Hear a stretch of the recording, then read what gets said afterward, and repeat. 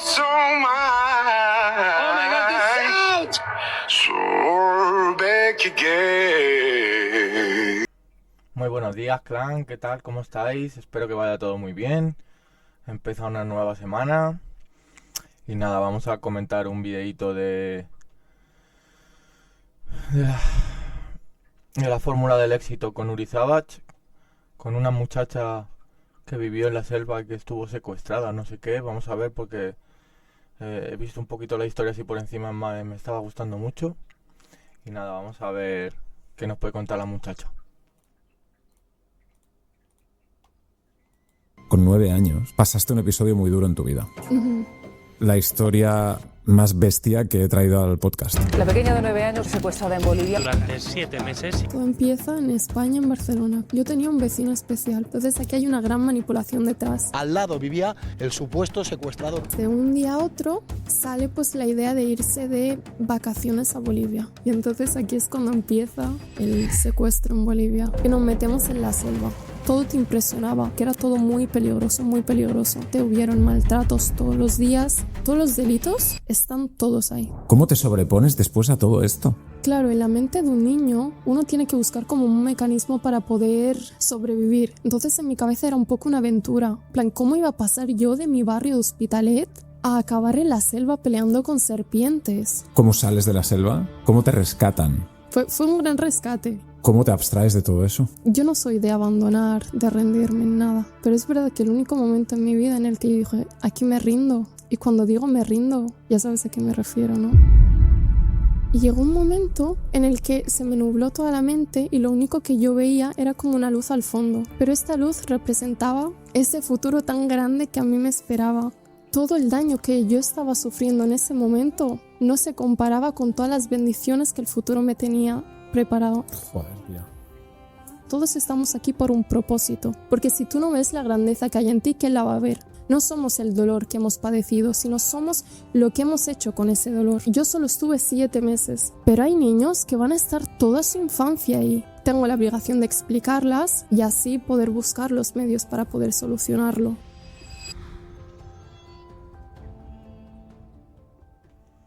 Bienvenida. Muchas gracias.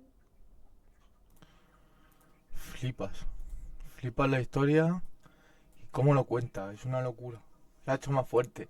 Algo así tiene que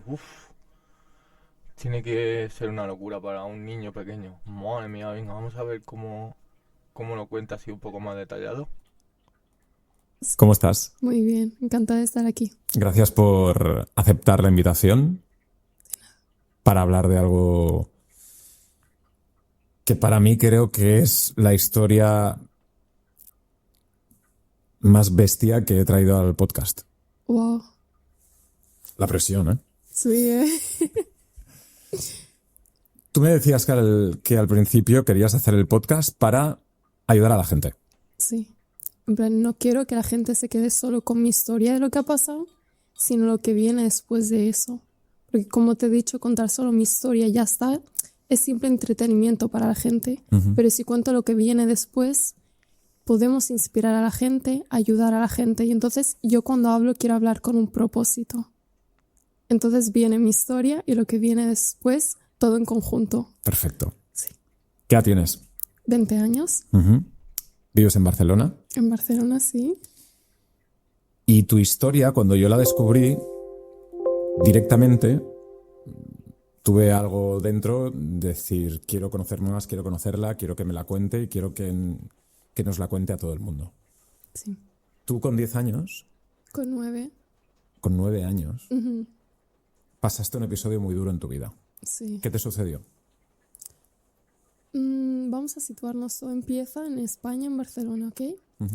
Entonces, yo tenía un vecino especial, por así decirlo, ¿de acuerdo? Era un vecino que era una persona perfecta. O sea, una persona que tenía un personaje, por así decirlo. Hay que dejar claro que era un personaje, ¿de acuerdo? Entonces aquí hay una gran manipulación detrás. Es una persona que era perfecta. Yo tengo que recalcar que durante toda mi vida, a partir de esos 9 años, vivía en la pobreza extrema, ¿vale? Pero pobreza de que yo con 8 años no tenía agua en mi casa, por ejemplo, ni luz, ni absolutamente nada. yo tenía que irme al cementerio delante de mi casa a rellenar con garrafas de agua en la fuente para así poder ducharnos, lavarnos las manos y así. Wow. Entonces, para que te sitúes el nivel de pobreza más o menos. Es decir, tú estabas en un nivel de pobreza extrema, siendo una niña muy pequeña, Sí, viviendo con tus padres. sí. Ok. ¿En qué sitio? Hospitalet de Llobregat. Ok. Sí. ¿En un barrio en concreto? En la Florida. Sí, todo se sitúa en la Florida más o menos, sí. Que para que la gente lo tenga en la cabeza, es un barrio que además ahora también está en los medios muchísimo, porque muchos personajes públicos han salido de la Florida y están luchando un poco para quitar también ese estigma y esa imagen en ese barrio, cosa que tú también estás haciendo. Sí, porque a la vista de todo el mundo cuando hablamos de Florida o de muchos otros barrios, pero concretamente de la Florida, lo único que ve la gente y lo único que sale, por ejemplo, en los medios es un barrio peligroso, un barrio lleno de criminales. Pero yo te digo que realmente la Florida lo que es, por una parte, es mucha precariedad y es un barrio marginado, porque hay muchos problemas, pero nadie busca ponerle una solución. Y por otra parte, cuando hablamos de sus niños, son niños llenos y llenos de sueños. Entonces, cuando tú vas a un niño de la Florida y le preguntas ¿qué sueños tienes? Te van a decir los más locos. Quiero ser futbolista, quiero ganar un Grammy, quiero un Nobel. Entonces, es una fascinación en verdad, pero es esa bipolaridad de quiero hacer todo esto, pero el barrio no te deja. Entonces, a veces el único sueño, mi problema es que su sueño no sea solo salir del barrio, que sea más allá, pero a veces el barrio es un problema. Entonces, por eso quiero poner el foco en este barrio para que deje de ser un barrio marginado y que estos niños puedan conseguir todos sus sueños. Es una mentalidad de niño, con unos sueños de niño, Sí, en un barrio con problemas de mayores. exacto. Tú vivías ahí Sí, y entiendo que tus padres también tenían que buscarse la vida sí. al máximo Ajá. para poder sobrevivir. ¿Qué sucedió? Vale, como ya te he dicho, estamos en este nivel de pobreza. Es importante saberlo porque a base de que yo tenía tantas necesidades, tanta escasez, es como más fácil que alguien te manipule. Entonces, este vecino del que yo te estoy hablando venía con un plato de comida, venía y nos ayudaba. Por ejemplo, yo no tenía ducha y la construyó. Entonces, ayudaba muchísimo, ¿sí? Y así es como empieza la historia y así es como esta persona se gana la confianza de mi familia y también la mía, ¿sí? ¿Cómo se llama él? Es que en verdad ahora estoy confusa porque él tenía un nombre, pero resulta que él vivía aquí con un pasaporte falso, porque era un prófugo de la cárcel de Bolivia. Esto no lo supe hasta 10 años después, que me lo dijo una periodista, que era un prófugo de la cárcel de su país porque había violado a sus 2 hermanas. Sí, Wow. sí, o sea, también algo interesante de toda esta historia es que no te das cuenta de la clase de persona que tenías al lado hasta mucho después. Entonces, por eso quería recalcar lo del personaje, porque a nuestros ojos era una persona que ayuda, que no sé qué, qué tal, pero luego cuando vas descubriendo quién era en verdad es todo muy turbio, es muy turbio. Esto, nada, es algo que siempre puedes pensar, yo no caería en esto, yo abriría antes los ojos, Exacto. pero cuando estás ahí metido, no juzgas nada más que esa persona te está ayudando, te construye una ducha, te da un plato de comida cuando hay una necesidad tan imperiosa como la tuya. Entonces, Exacto. para ti, para tu familia, esa persona era buena persona. Exacto, para mí, para todo el mundo, era una persona religiosa, a todos los ayudaba. Entonces, te aseguro que era imposible sospechar, por así decirlo. Vale. Pero sí que hay una cosa que yo quería decir, que es algo que han pasado los años y todavía me perturba. Que es verdad. Y más para una niña pequeña, y si los padres estaban más trabajando que con ellos, pues al final en un sitio así precario es el problema. Siempre tienen más, como los padres tienen que estar trabajando más horas que con sus hijos, al final sus hijos se quedan desprotegidos.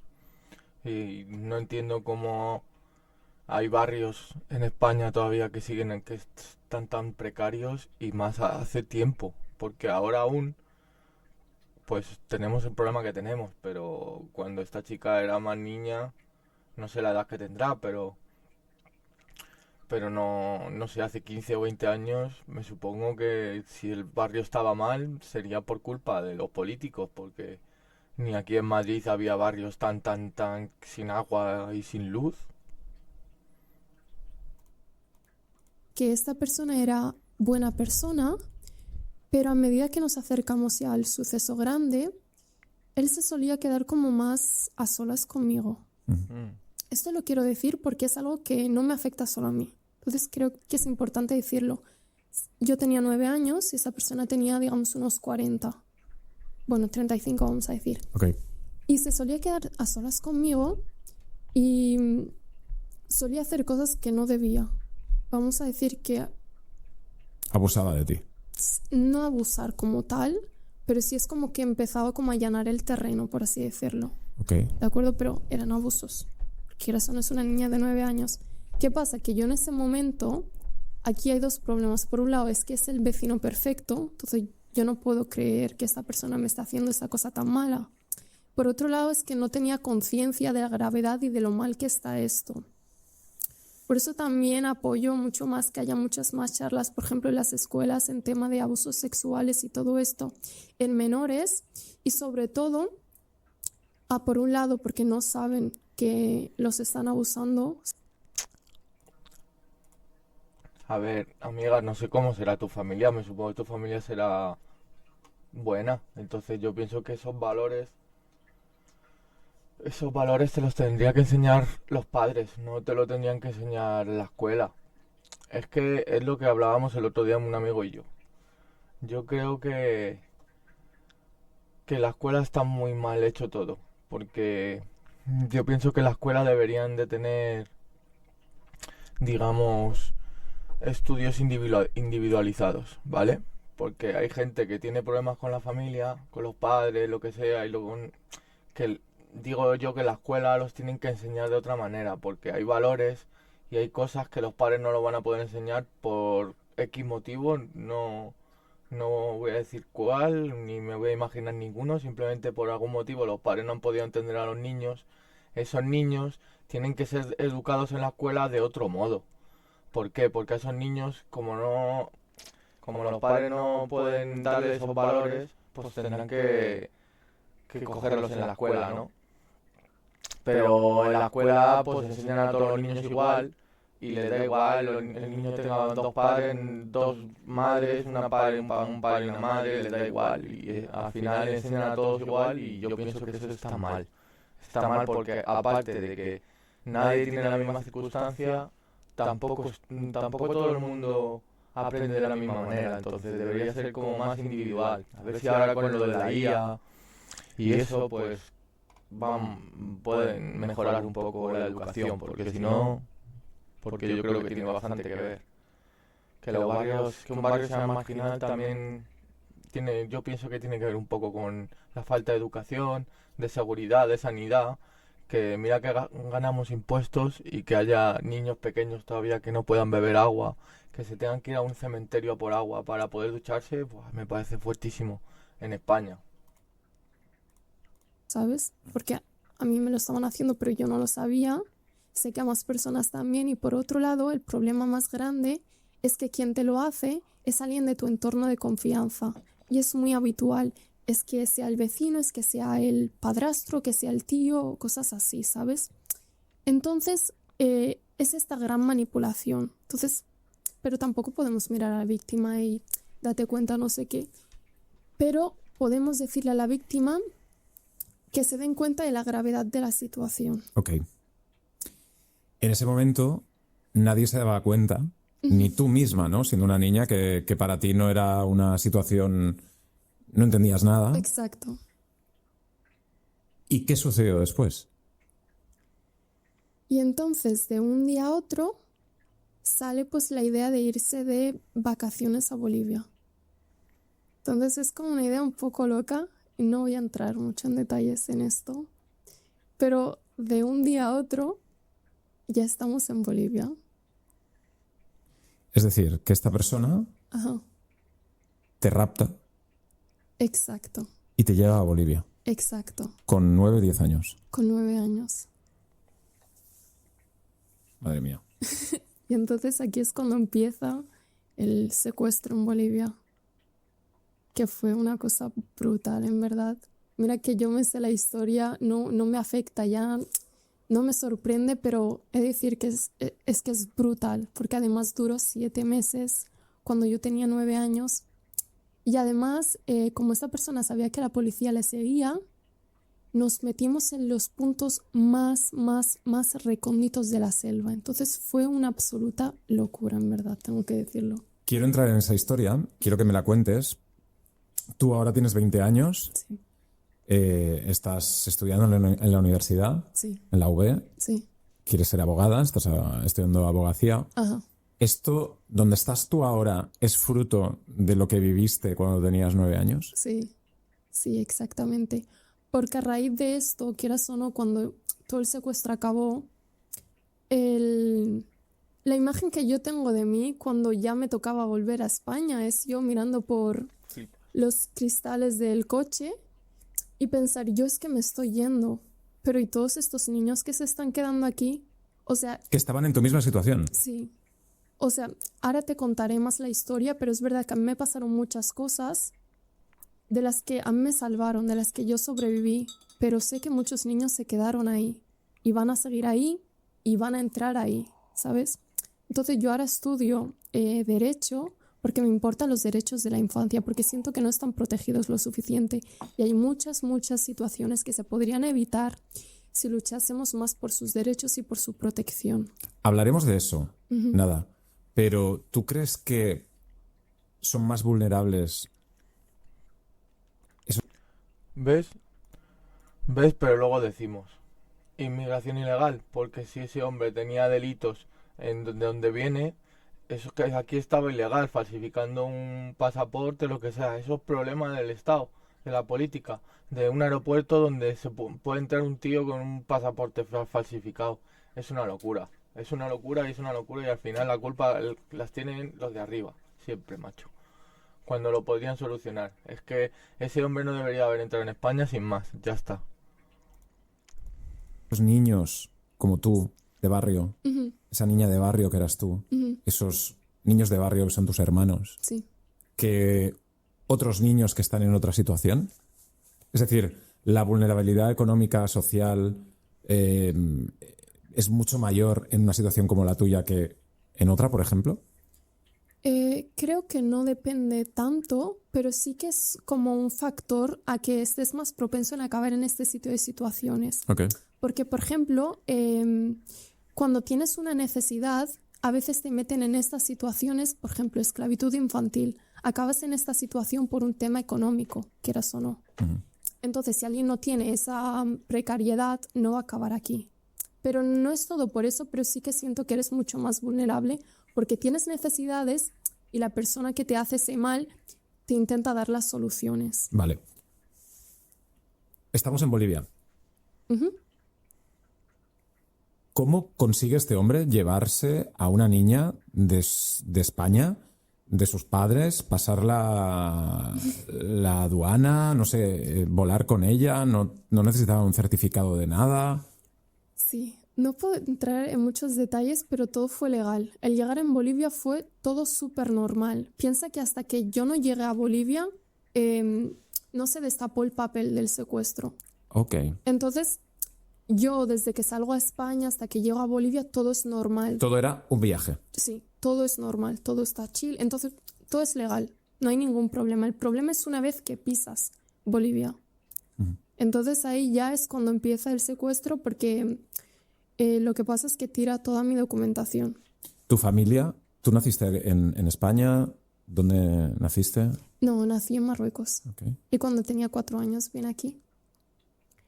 Y bueno, como es verdad que yo estaba de ilegal, entonces también eso afecta mucho en el tema de la pobreza, porque claro, no puedes trabajar, no puedes alquilar, entonces es verdad que afecta mucho el tema. Esa era la situación que tú estabas, una situación irregular en España, ¿no? Sí, exacto. Y tus padres también. Sí. Es lo que decía Jota el otro día y yo le doy la razón. Al final, la persona que entra a otro país sin legalizarse, sin tener los papeles de ese país, digamos, también se está metiendo en una zona de marginalidad a esa persona misma, porque primero al entrar al país ya está, yo no le culpo a esta chica, que esta chica tenía 4 años, no es culpa de ella, sigo diciendo que es culpa del Estado, que no lo tiene controlado y ya está.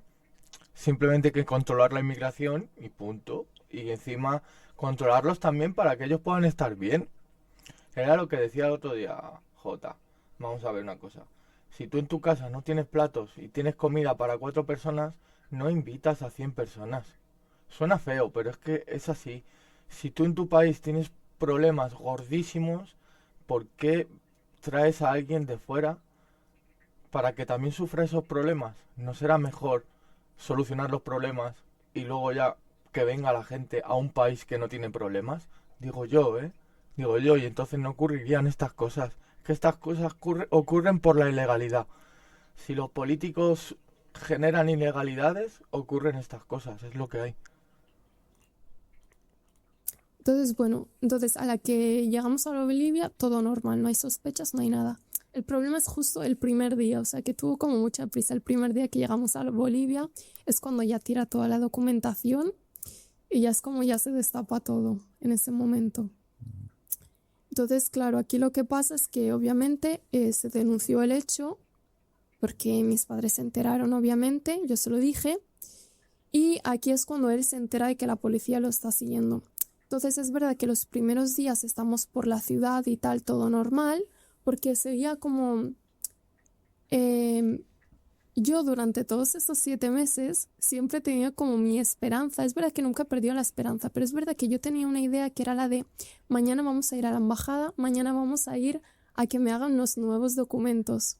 Entonces yo viví siempre con la esperanza de vamos a tener un nuevo pasaporte. Entonces al principio digamos que yo no me alteré mucho porque esta persona, aunque ya me había secuestrado, seguía con la manipulación de vamos a volver a que tú tengas papeles y tal, vamos a salir de aquí. Y había generado todo un trabajo previo de confianza contigo, ¿no? Exacto. Es decir, aunque tuvieses que se estaba portando mal, porque en ese momento ya veías que se estaba portando mal, sí. ¿O seguías tú diciendo, bueno, se está portando mal, pero confío en él?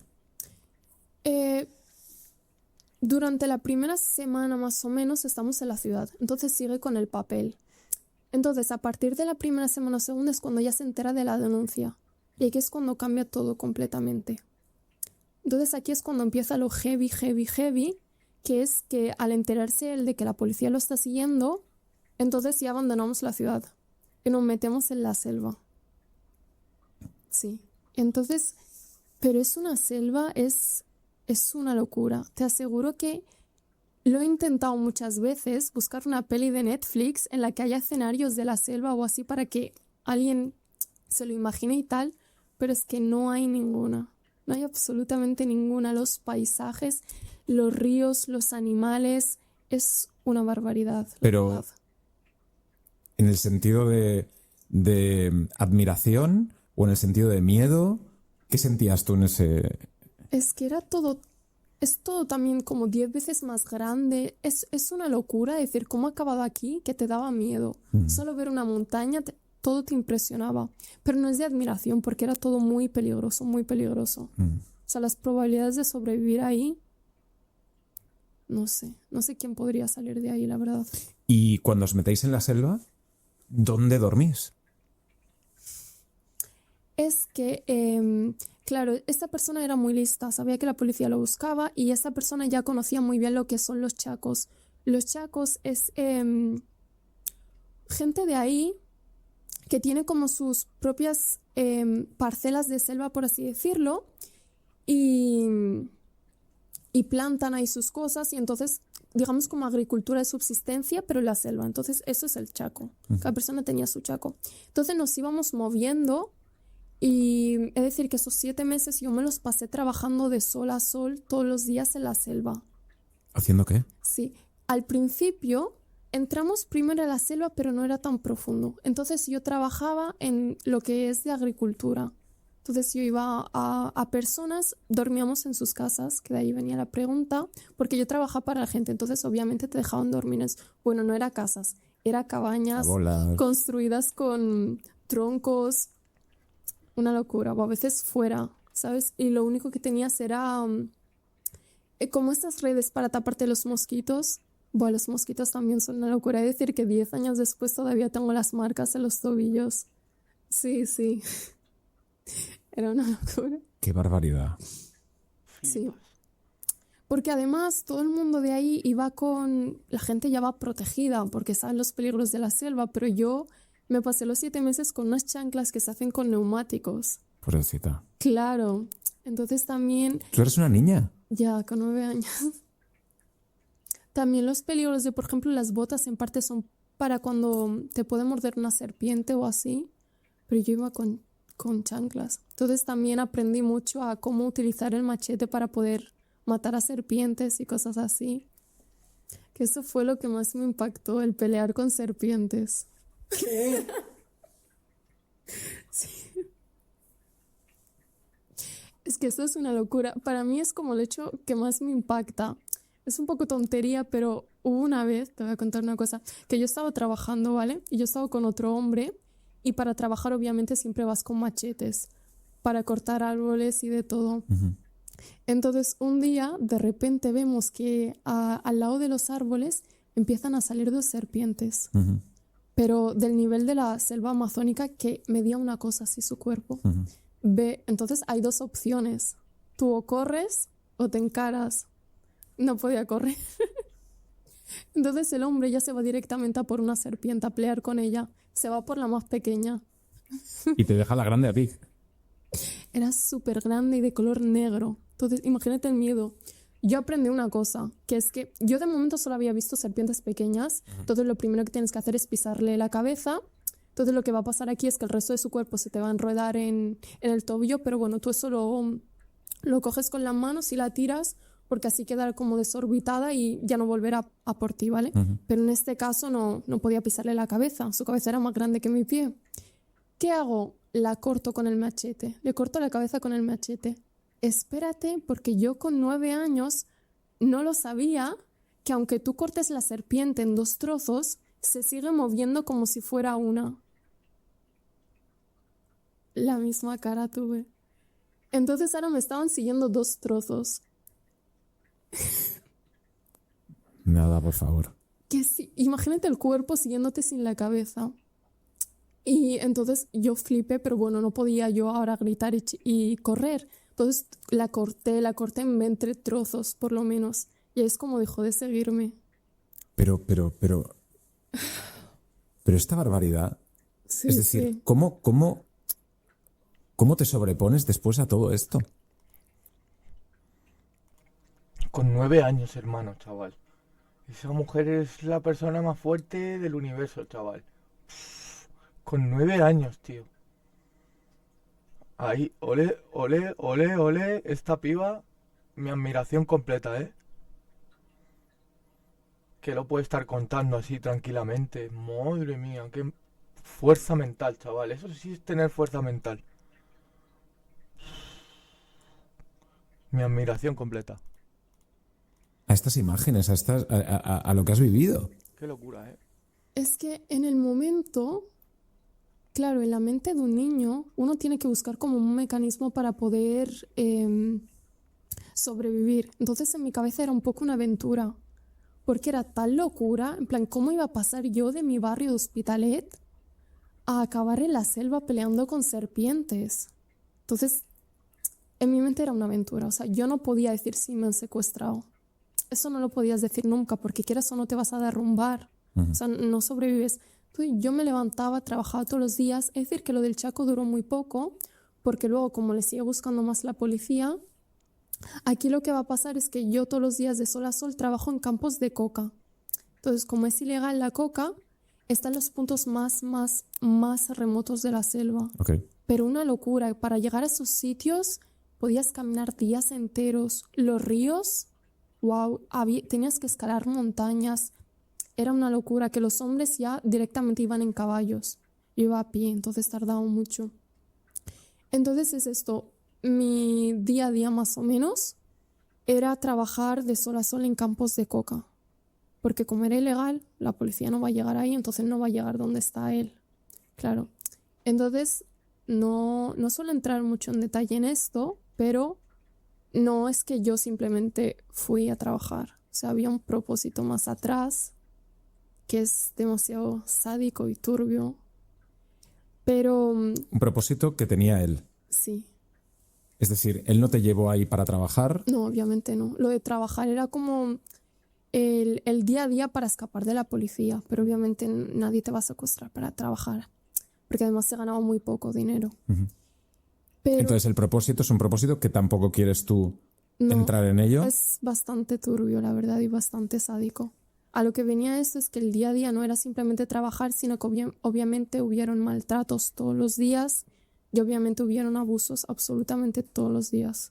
O sea, 7 meses de maltratos, abusos y todo lo que siga, y trabajo y esclavitud forzosa, hubo matrimonio infantil, hubo absolutamente todo. O sea, todos los delitos están todos ahí, todos. Hasta un apuñalamiento, hubo todo. Qué barbaridad. Ujú. En ese momento,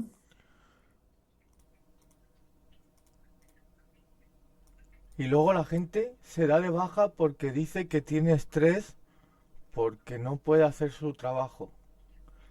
Que escuchen a esta chica, chaval. Flipas, es una heroína. Se me está poniendo la carne de gallina solo de escucharla. Qué horror de historia. Uf, pobrecilla, tío. Es una heroína. No. Eso no es una mujer normal y corriente.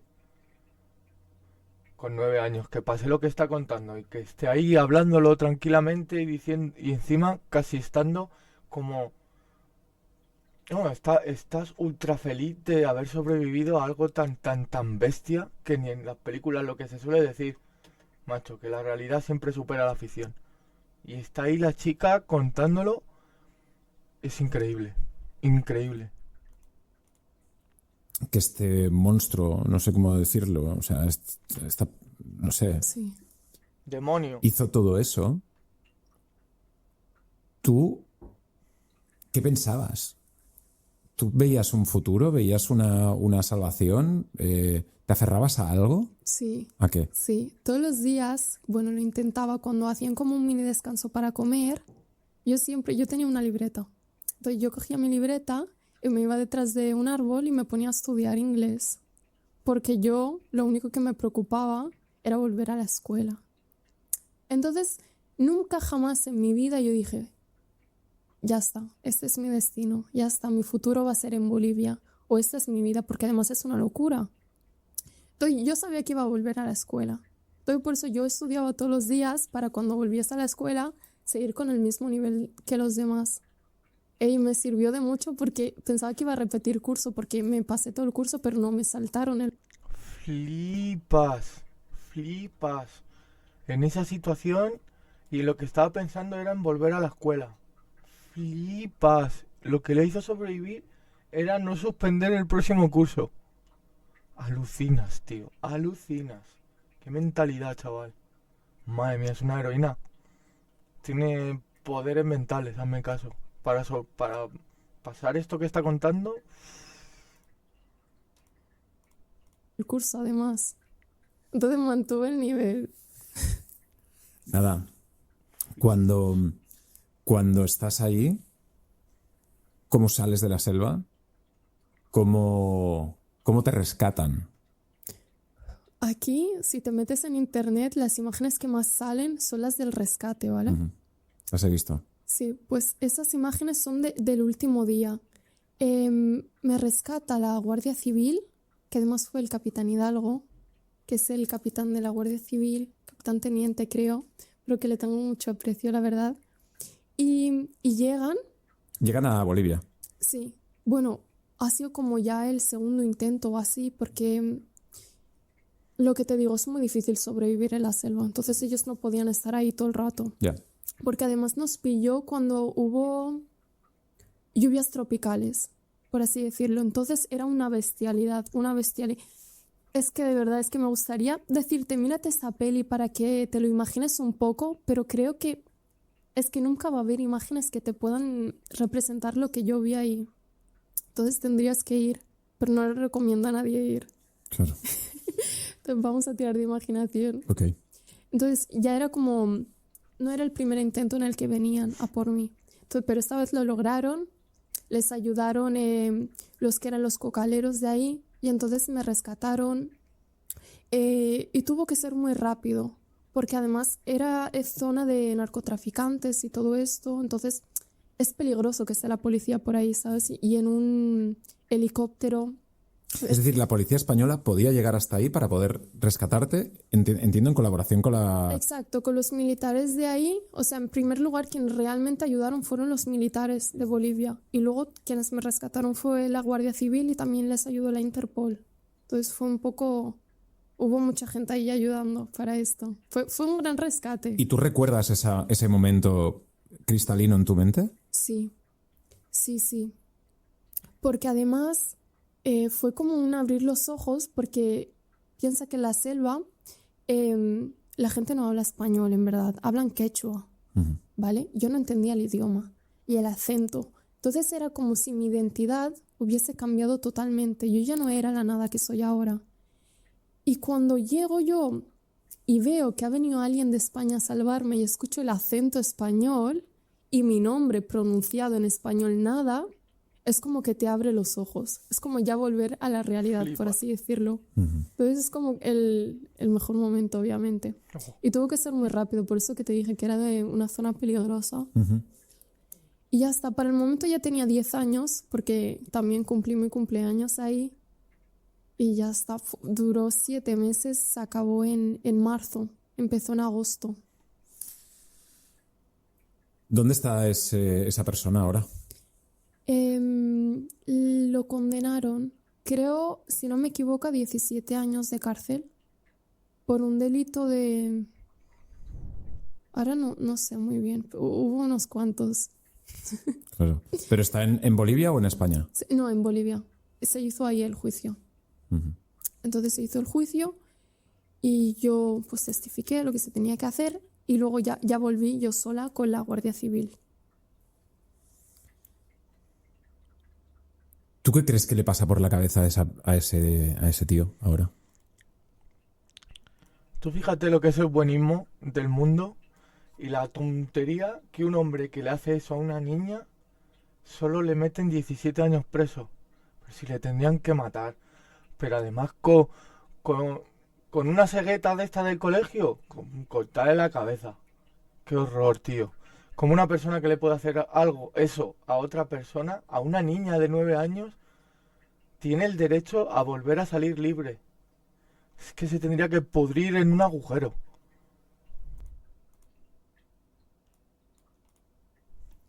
¿Qué le pasa por la cabeza? Es una muy buena pregunta. Es que creo que yo intento siempre tener empatía con las personas. Intento entender qué es lo que hay detrás, qué es lo que te lleva a hacer esto.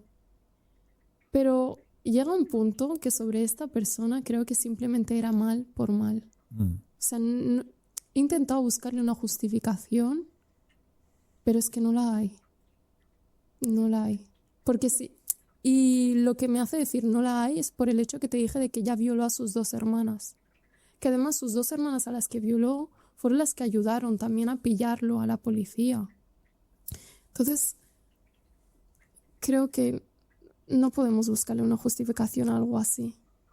Pero es verdad que yo no tengo rencor, no tengo odio, no tengo remordimiento. Creo que el perdón es algo muy importante. Y quiero que la gente también se lo inculque. Quiero decir una cosa, si yo cogiese a un grupo de personas y les preguntase ¿por qué no perdonas a este? ¿Por qué no perdonas a tal? Seguramente todos vayan y me digan no, porque no se lo merece. No, porque no me ha pedido perdón y por lo tanto no se lo merece. Pero yo te voy a decir una cosa. En verdad, cuando tú perdonas, no perdonas porque la otra persona se lo merece. Tú perdonas porque tú te lo mereces. Mi corazón no merece estar lleno de odio.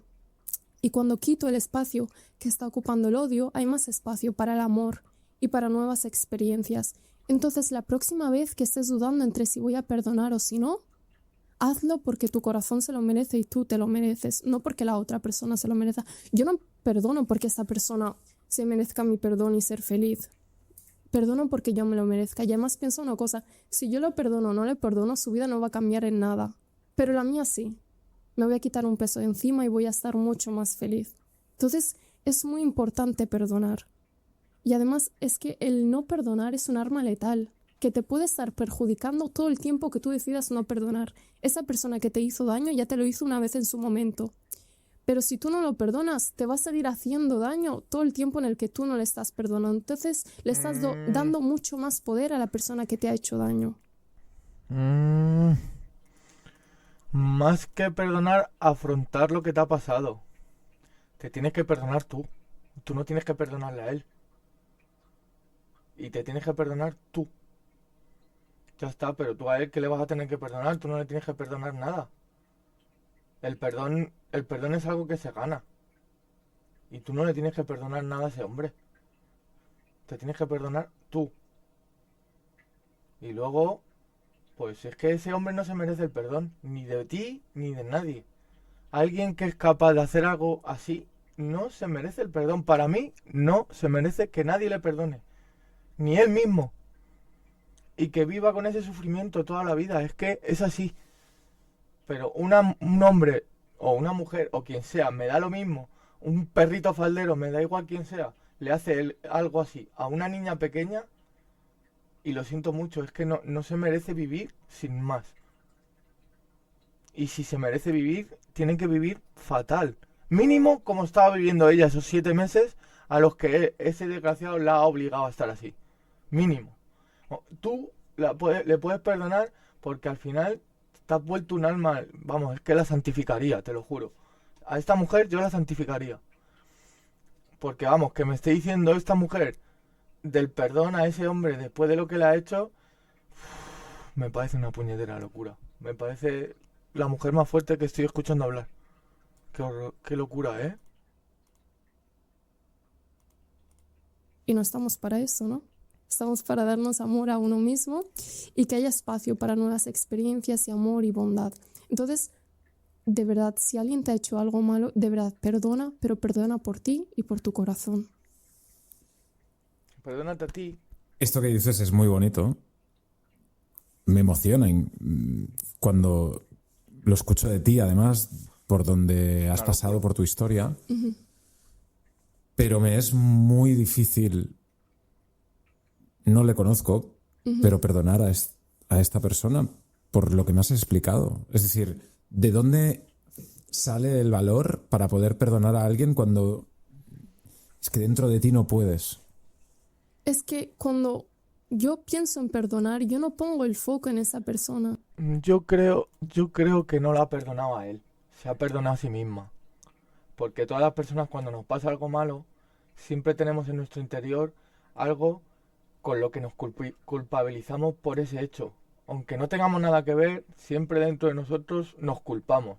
Entonces esa es la culpa que te tienes que quitar y es lo que tienes que perdonarte, tu culpa. Pero a ese hombre yo pienso que no se merece el perdón. El perdón yo pienso que es algo que también se merece. Tú te puedes perdonar, que es lo que has hecho. Y se te escucha hablar así de esa manera porque te has perdonado a ti misma. Pero yo te digo a ti que aunque tú estés diciendo eso, porque es lo que tu cabeza ha creído pensar para poder sobrepasar esta cosa que te ha pasado tan horrible, es que tu cabeza misma se ha intentado engañar, digamos, con que le has perdonado. Yo pienso que algo así.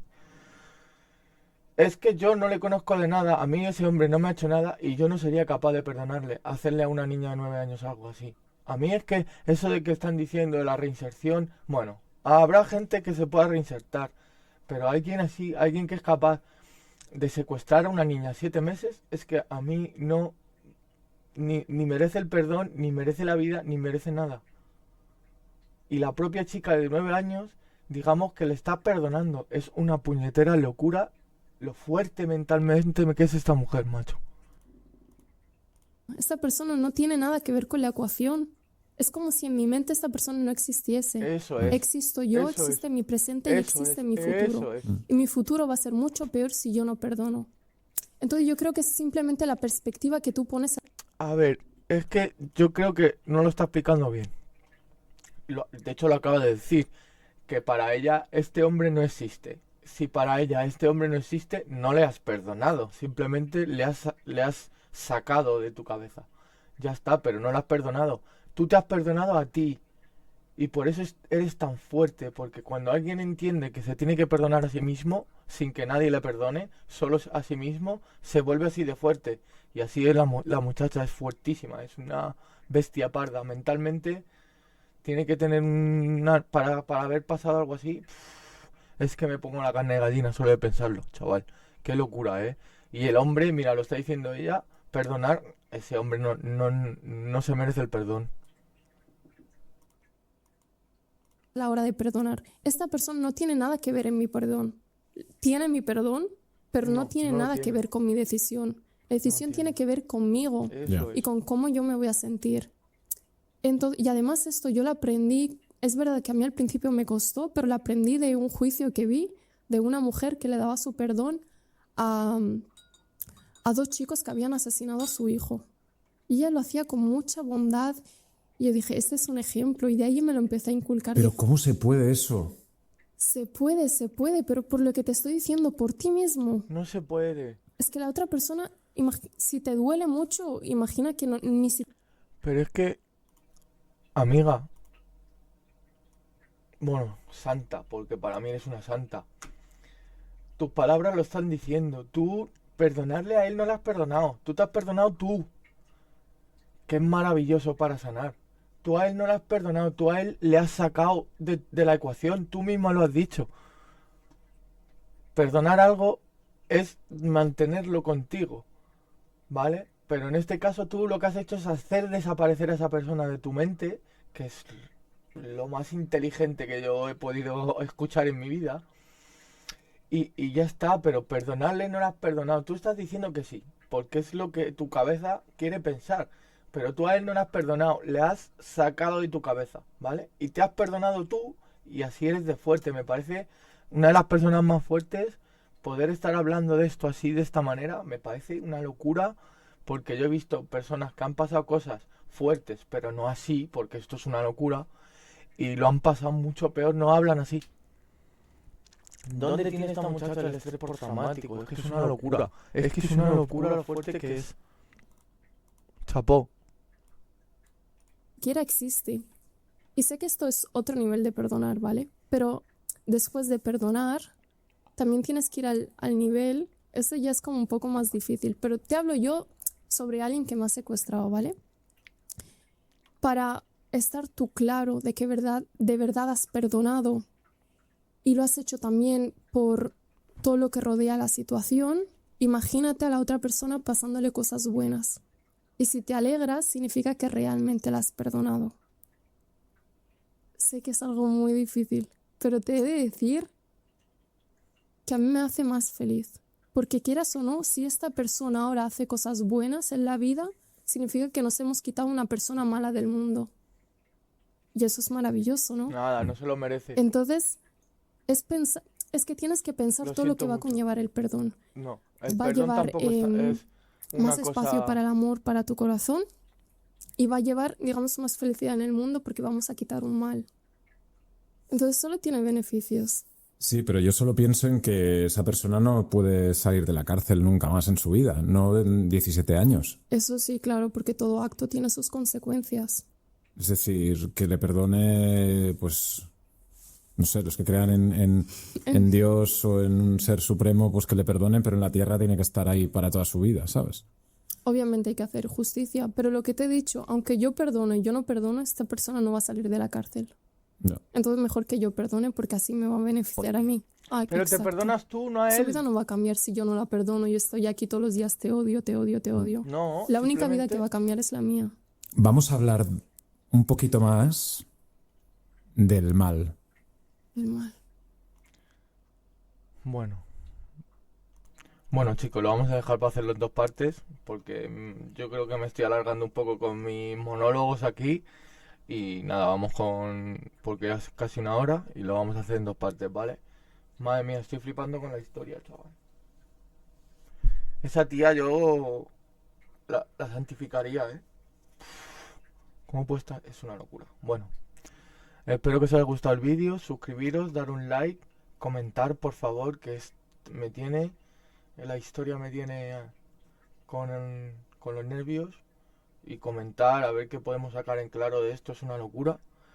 Y nada, espero que os haya gustado. Suscribiros, dar un like, comentar, darle a la campanita, que me hacéis un gran favor. Y nada, nos vemos en el siguiente vídeo. Gracias.